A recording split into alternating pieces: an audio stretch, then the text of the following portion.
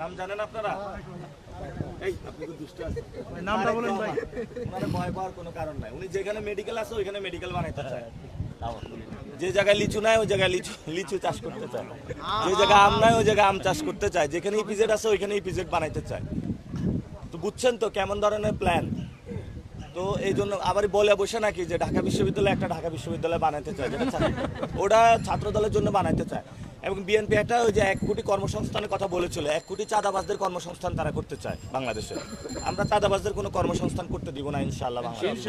জনাব মির্জা আব্বাস আপনাকে বিরিয়ানির দাওয়াত দিয়েছিল, আপনি কি সেই দাওয়াত গ্রহণ করেছেন কিনা না বা করবেন কিনা, আর যদি প্রত্যন্তরে আপনি কি তাকে কোনো দাওয়াত দিবেন কিনা? এই সম্পূর্ণ প্রশ্ন ইতিমধ্যে মেঘনা আলম ঢাকা 8 আসনে আপনার প্রতিনিধি সে কিন্তু খেতে গিয়েছে। ভাই দাওয়াত খেতে গিয়ে বিরিয়ানি খেয়েছে। ভাই একটা সন্ত্রাসী যদি আপনাকে একটা চাঁদাবাজ, ও তো হারাম টাকা, আমি ওটা খাইলে তো সমস্যা হবে আমার।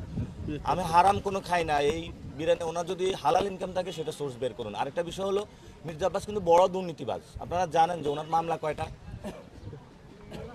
তাকে 5 আগস্টের পরে 2টা মামলায় রিলিজ দেওয়া হয়েছে, এবং এই ফ্ল্যাট জালিয়াতির মামলা রাজুকে, এবং তার অনেকগুলো মামলা চলমান আছে। তার নামে অনেকগুলো দুর্নীতির মামলা হয়েছে, ওই মামলাগুলো গেল কই? হাওয়া হয়ে গেছে।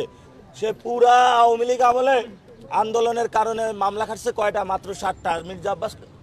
মির্জা ফখরুল কয়টা খাটছে? 129টা। সে হলো ওই যে ব্যাংকের ভিতরে বসে বসে, হ্যালো কেমন আছো আওয়ামী লীগ বন্ধুরা, তোমরা ভিতরে আসো আলাপ করি, এই ধরনের গাল গল্প করতো। মাত্র 7টা মামলা খাইছে। ও এমন একটা চিজ আওয়ামী লীগের সাথে আতাত করে চলে, ও এমন একটা চিজ ভারতের সাথে আতাত করে চলে। পুরা ঢাকাটা একটা সন্ত্রাসী রাজত্ব গড়ে তুলছে। তো সবাই আমার বলছে ওর বিরুদ্ধে কিছু বলার নাই, ও এমনি 12 তারিখে হাইরা যাবে, এই পচা মাল নিয়ে কিছু বলার দরকার নাই। মির্জা ফখরুল ভাই, ওনার বউ আমার বলছে উনি অনেক কষ্টে রাজনীতি করে, বাড়ি বিক্রি করে প্রফেসরগিরি করে অনেক কষ্টে রাজনীতি করে। আর সে দেখেন কোথায় মির্জা ফখরুল কোথায় মির্জা আব্বাস, আবার দুইজন স্থায়ী কমিটিতে।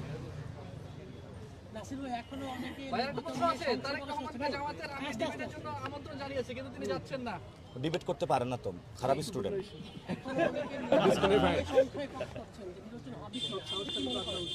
নির্বাচন তো হবে।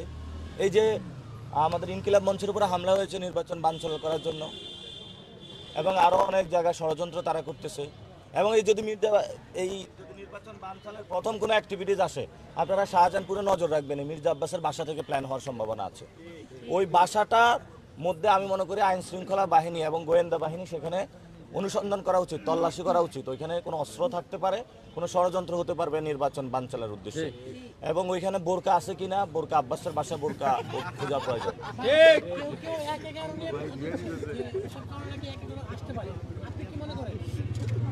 1-11 আসবে না। 1-11 কেন আসবে? আমাদের দেশের সেনাবাহিনী দেশপ্রেমিক সেনাবাহিনী এখন আর 1-11তে যাবে না।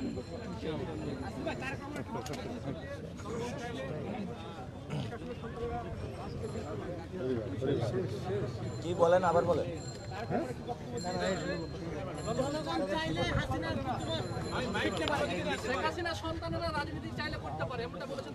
ওটা তারেক রহমান বলার কে? বাংলার মানুষ ওদেরকে চায় না। আওয়ামী লীগ একটি খুনি সংগঠন, এটা ভারতীয় সংগঠন। তারেক রহমান কি ভারতীয় সংগঠনকে বাংলাদেশে ঢুকাতে চায়? উনি চাইলেও তো এটা পারবে না, ওনার রাজনীতিক অনকেস হয়ে যাবে। অনেকে বলে তারেক রহমান ভাই কি, উনি একটা দলীয় প্রধান, আরো 10টা এরকম বাংলাদেশে আরো 20টা দল আছে, 53টা দল আছে, 53টা দলীয় প্রধান আছে। এখন কেউ যদি বলে যে বিএনপি বেগম খালেদা জিয়া পর্যন্ত ছিল, ওই বিএনপি এখন আর নাই, শহীদ জিয়াউর রহমানের বিএনপি ছিল। কি কেন বলেছেন যে আওয়ামী লীগের ছেলেবেলে যারা আছে এরা চাইলে এরা আবার ফিরে আসতে পারবে, এটা বলার কারণ কি? কারণটা তো বলছি, সেটা হলো বিএনপি ভারত আওয়ামী লীগ মিলেমিশে একাকার। এটা কিন্তু আমি বলতেছি বিএনপি ভারত তারা বাংলাদেশে,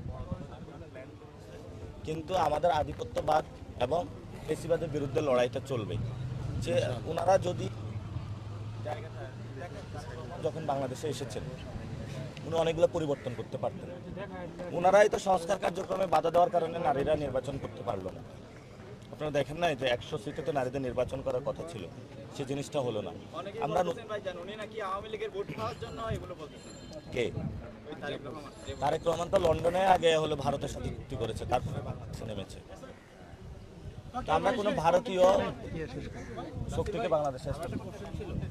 মির্জা আব্বাস বলেছে যে আপনার হাতে তসবি দিতে, এই বিষয়টা আপনি কিভাবে দেখবেন? তো কি জন্য? তার নাম জপ করছে। তার নামে গুনাহ হবে ওটা।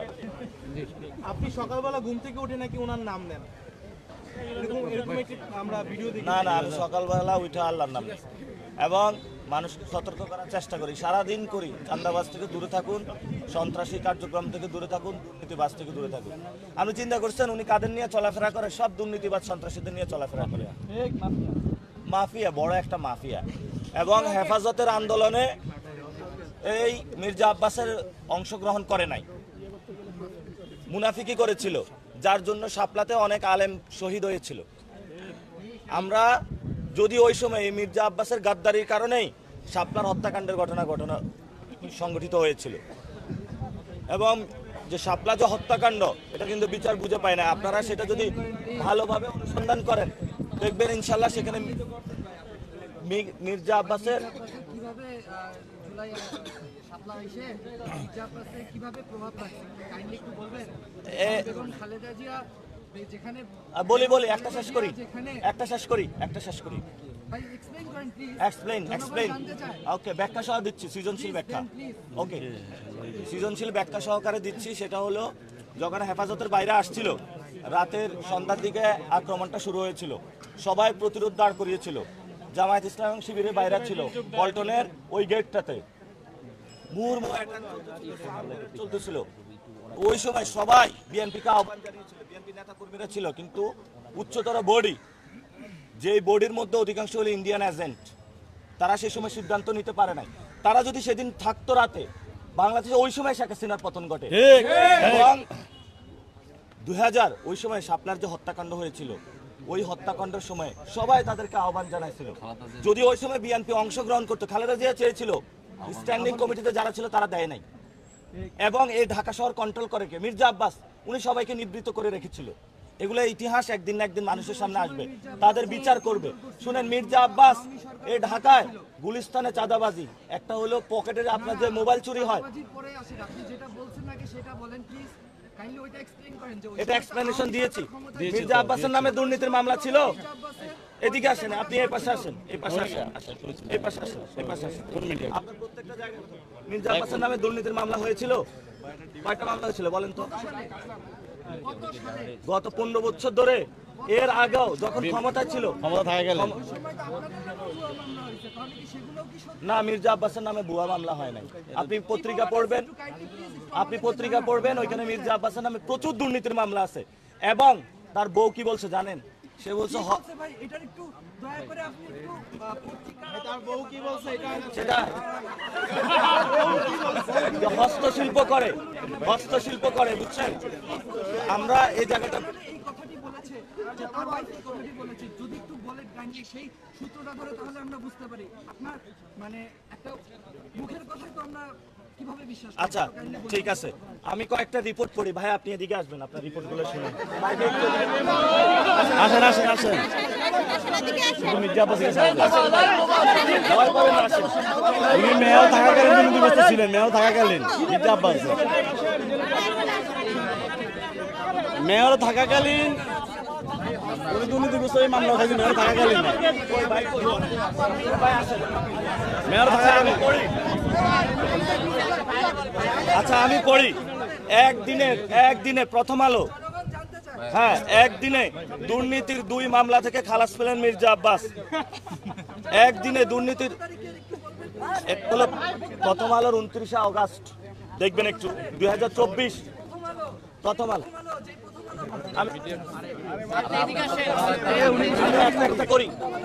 আমি একটা একটা করে শেষ করি। আচ্ছা, প্রথমে এখানে বলছে